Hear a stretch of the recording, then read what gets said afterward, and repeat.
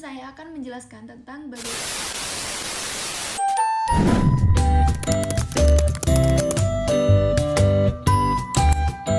Jadi, sejarah awal komunikasi itu, mulanya komunikasi itu merupakan upaya atau cara manusia menyampaikan ide, gagasan, atau kemauan, dan lain sebagainya itu bisa saling berhubungan. Nah, pada waktu itu komunikasi itu tidak terlalu dianggap penting sebagai suatu yang harus diuji, dikaji, distrukturkan, diperhatikan. Nah, tapi pada abad kelima sebelum Masehi, di Yunani itu mulai berkembang suatu ilmu yang bernama retorika. Nah, retorika itu apa sih? Nah, retorika itu adalah seni berpidato atau berargumentasi yang sifatnya itu menggugah atau seni yang menggunakan bahasa secara lancar untuk mempengaruhi atau mengajak lawan bicara.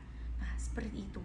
Retorika itu pembahasannya khusus, bahkan secara pemikir itu menempatkan retorika itu sebagai hal yang penting dalam masyarakat dan pemerintahan. Pada perkembangan awalnya itu, batasan komunikasi yang dapat kita terapkan itu adalah percakapan atau penyampaian gagasan-gagasan antar manusia secara lisan yang bertatap muka gitu, atau merupakan kayak pidato gitu. Nah, ataupun pidato ataupun diskusi dengan tujuan itu untuk mendidik dan membangkitkan kepercayaan dan menggerakkan perasaan orang lain. Nah, seperti itu. Nah, tapi komunikasi itu terus berkembang. Mengapa demikian? Karena komunikasi itu tidak hanya menyampaikan gagasan melalui lisan. Pada zaman Kekaisaran Romawi yang dipimpin oleh Julius Caesar membuat papan pengumuman yang dinamakan Arca Diurna, yaitu penyampaian gagasan mengenai apa yang penting bagi masyarakat telah bertambah dari sekedar lisan menjadi bentuk tulisan. Nah, hal ini itu terus berkembang setelah ditemukannya kertas, penemuannya mesin cetak. Nah, selanjutnya itu peradaban manusia itu terus berkembang. Mulai ditemukannya radio, ditemukannya televisi, film, dan sejumlah media lainnya seperti itu. Dan yang menggagas ilmu komunikasi itu adalah Aristoteles ya guys, pasti itu. Nah, dalam gagasan tersebut ia menyebutkan bahwa di dalam komunikasi itu terdapat komunikator, nah pesan dan penerima. Jadi ada 3. Kesimpulan dari gagasan itu ialah jika komunikator menentukan gagasan atau pesan, kemudian diarahkan kepada halayak pilihannya melalui saluran dan media yang dimilikinya atau yang dikuasainya, maka akan keluar hasil yang diinginkan. Seperti itu. Dalam perkembangan selanjutnya, gagasan itu terus dikembangkan, kemudian melahirkan 2 bentuk komunikasi yang masing-masing berkembang di 2 benua yang berbeda. Yang pertama ada ilmu public speaking di Jerman, dan yang kedua ada ilmu komunikasi di Amerika, seperti itu. Nah, perpaduan dari kedua bentuk inilah yang menetaskan ilmu komunikasi yang kita kenal sekarang ini gitu. Kemudian itu ada munculnya teknologi sebagai alat komunikasi. Nah, ini ada masa prasejarah dan masa modern. Pada masa prasejarah ini seperti menggunakan simbol-simbol yang dibentuk kayak piktografi sebagai huruf, simbol-simbol huruf yang punya bentuk bunyi seperti itu. Pada akhir-akhir masa prasejarah itu, bangsa Cina itu berhasil menemukan kertas. Kertas itu yang sampai sekarang kita pakai itu. Nah, dan kalau di Cina itu dibuatnya kertas itu dari serat bambu yang dihaluskan, disaring, dicuci, kemudian diratakan dan dikeringkan. Nah, penemuan ini juga memungkinkan sistem percetakan yang dilakukan dengan menggunakan blok kayu yang ditoreh dan dilumuri oleh tinta atau yang kita kenal sebagai sistem cap. Seperti itu. Selanjutnya pada masa modern. Nah, pada masa modern ini mesin cetak itu sudah mulai ditemukan. Jadi, mesin cetaknya itu menggunakan plat huruf yang terbuat dari besi yang dapat diganti-ganti dalam bingkai yang terbuat dari kayu. Nah, seperti itu. Dan seiring berjalannya waktu, alat komunikasi terus berkembang sampai sekarang yang kita dapat rasakan dan nikmati adalah dengan menggunakan fasilitas seperti handphone, iPad, laptop, dan teman-teman lainnya yang dapat mempermudah cara berkomunikasi kita, seperti itu. menjelaskan 5 dasar hukum retorika atau The Five Canons of Rhetoric dari Aristoteles dan para ahli retorika klasik. Jadi, yang pertama adalah inventio atau penemuan. Pada tahap ini, pembicara mempertimbangkan topik dan mensurvei audiens untuk menentukan metode persuasi mana yang terbaik. Bagi Aristoteles, retorika itu adalah kemampuan untuk menentukan dalam kejadian tertentu dan situasi tertentu dengan metode persuasi yang ada. Pada fase ini, pembicara juga mengembangkan tujuan dan mengumpulkan materi atau argumen yang memenuhi kebutuhan audiens. Aristoteles juga menyebutkan 3 cara untuk mempengaruhi orang. Yang pertama, Anda harus mampu menunjukkan kepada publik bahwa Anda memiliki pengetahuan yang luas, kepribadian yang dapat dipercaya, dan status yang terhormat atau etos. Yang kedua, harus menyentuh emosi, perasaan, harapan, kebencian, dan cinta penonton atau pathos.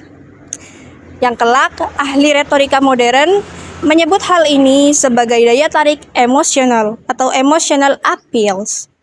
Yang ketiga, bujuk audiens dengan menghadirkan bukti atau bukti yang jelas, dan di sini kita akan mendekati penonton melalui otaknya atau logos. Selain etos, pathos, dan juga logos, Aristoteles menyebutkan 2 cara ampuh lainnya untuk mempengaruhi pendengar, yaitu antimem dan contoh. Antimem, dinani N di dalam dan thymos, pikiran, adalah jenis silogisme tidak lengkap yang tujuannya adalah untuk menghasilkan keyakinan dan bukan untuk memberikan bukti ilmiah. Disebut tidak lengkap karena menghilangkan beberapa premis. Silogisme sendiri terdiri dari 3 premis, yaitu premis mayor, premis minor, dan kesimpulan. Semua orang mempunyai rasa iba terhadap mereka yang menderita atau mayornya. Dan kita, manusia minor, yang disebut minor, tentu kita juga merasakan hal yang sama yang menjadi kesimpulan. Selain antimem, contoh itu adalah metode lain. Dengan menyajikan beberapa contoh, kita menarik kesimpulan umum secara induktif. Misalnya dari 9 dari 10 bintang film yang menggunakan merek sabun X, jadi sabun X adalah sabun untuk bintang film tersebut. Lanjut yang kedua ke dispositio atau penyusunan. Selama fase ini, pembicara menyusun pidato dan mengatur pesan. Aristoteles menyebutkan taksis yang artinya pembagian. Dan pesan harus dibagi menjadi bagian-bagian yang konsisten secara logis.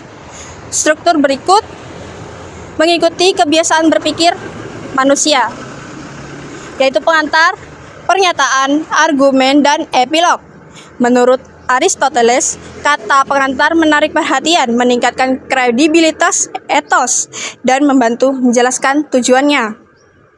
Yang ketiga ada elocatio atau gaya. Pada tahap ini, pembicara memilih kata-kata dan menggunakan bahasa yang sesuai untuk mengemas pesan. Aristoteles berkata, gunakan bahasa yang tepat, yang benar dan dapat diterima. Pilihlah kata-kata yang jelas dan lugas. Sampaikan kalimat-kalimat yang indah, mulia, dan hidup. Dan sesuaikan bahasamu dengan pesan, halayak, dan pembicara. Dan yang keempat adalah memoria atau memori. Pada tahap ini, pembicara harus mengingat apa yang ingin disampaikannya. Dengan mengorganisasikan bahan diskusi, Aristoteles mengusulkan teknik jembatan keledai. Apakah itu teknik jembatan keledai? Yaitu teknik untuk menghafal dan mengasosiasikan terhadap hal yang mudah diingat. Dari semua sisa retorika klasik, yang paling sedikit mendapat perhatian dari para ahli retorika modern adalah memori.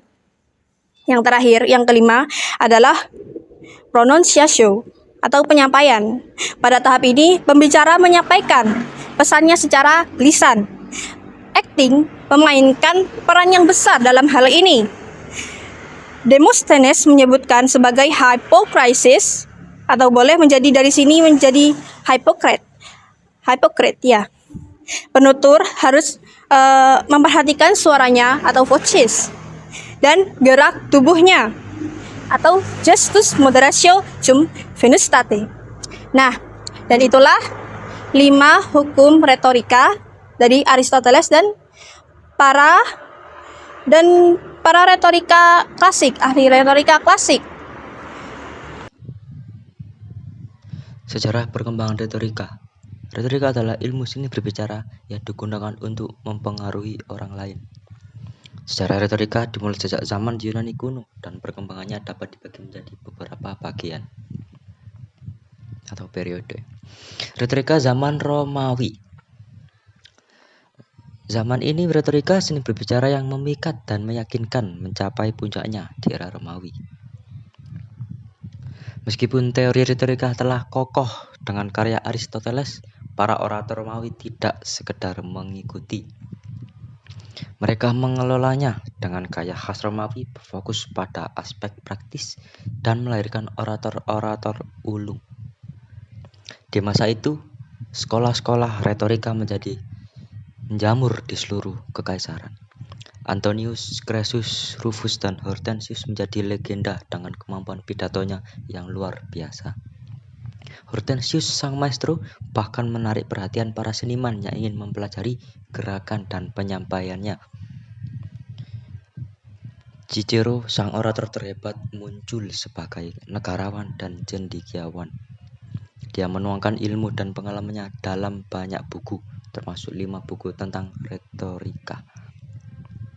Cicero percaya bahwa orator yang baik adalah orator yang baik hati. The good man speak well. Begitu ucapnya. Kemampuan Cicero diakui bahkan oleh Kaisar, sang penguasa Romawi yang ditakuti. Kaisar memuji Cicero sebagai penemu khazanah retorika yang telah menggunakannya untuk memenangi kemenangan yang lebih mulia daripada kemenangan para jenderal.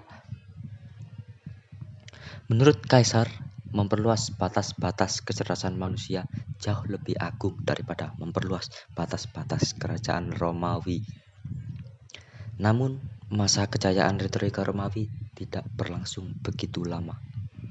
Ketika demokrasi Romawi runtuh digantikan oleh kekaisaran retorika mulai tersingkir.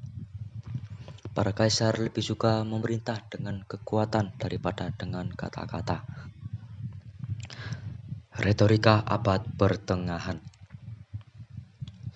Abad pertengahan menjadi masa kemunduran bagi retorika.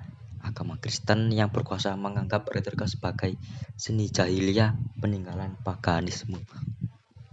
Banyak orang Kristen melarang mempelajari retorika karena dianggap tidak sesuai dengan nilai-nilai Kristiani. Satu-satunya pengecualian adalah Saint Agustinus yang telah mempelajari retorika sebelum memeluk agama Kristen.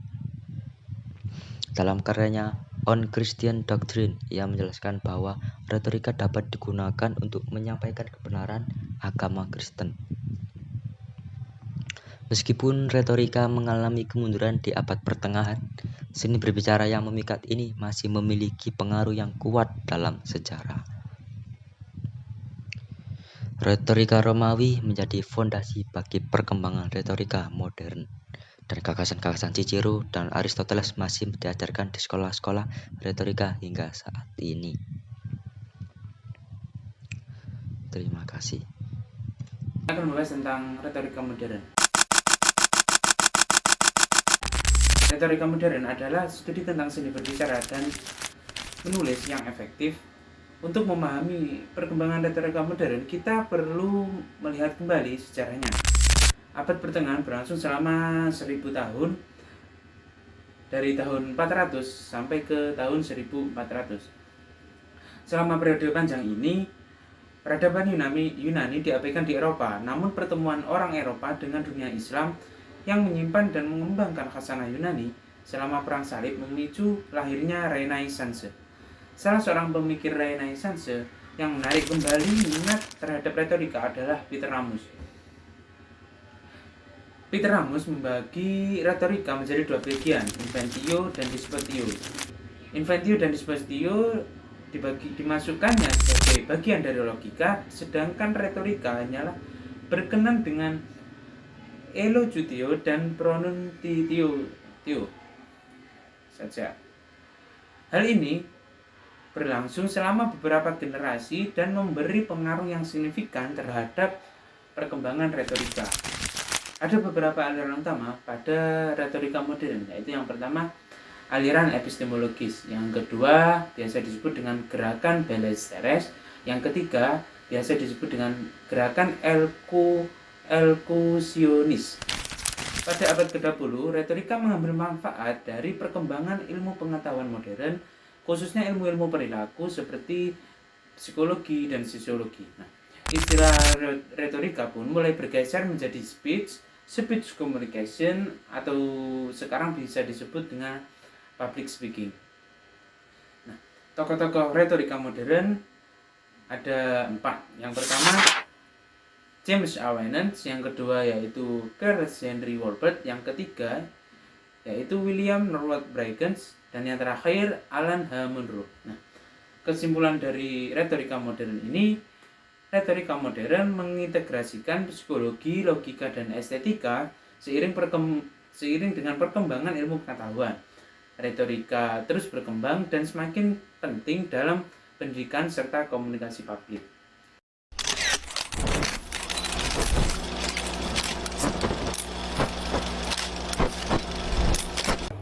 Ilmu komunikasi telah mengalami perkembangan yang signifikan sejak masa Yunani kuno.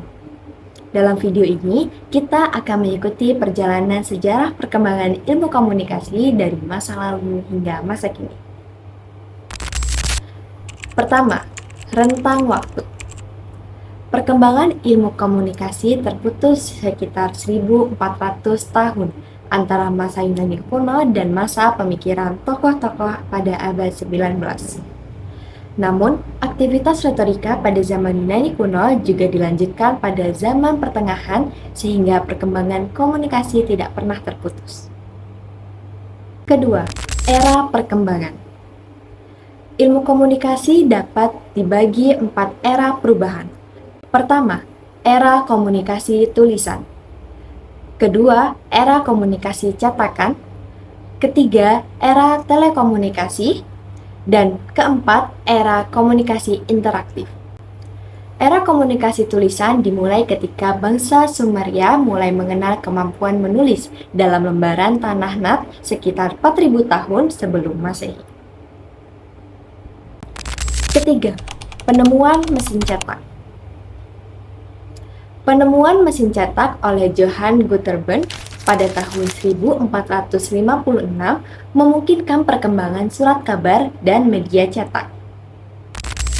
4. Perkembangan surat kabar. Surat kabar tercetak pertama kali terbit di Eropa adalah mingguan Avisa, Relation, Oder Zeitung di Starbuck, Jerman pada tahun 1609. Surat kabar harian yang pertama di Eropa adalah Leipziger Zeitung yang terbit di Leipzig, Jerman pada tahun 1660. 5. Telegram optik. Penemuan sistem telegram optik adalah A.B. Claude Kepler pada tahun 1791 memungkinkan terjadinya komunikasi instan antara dua orang yang tidak berhadapan muka secara langsung. 6. Penemuan telepon.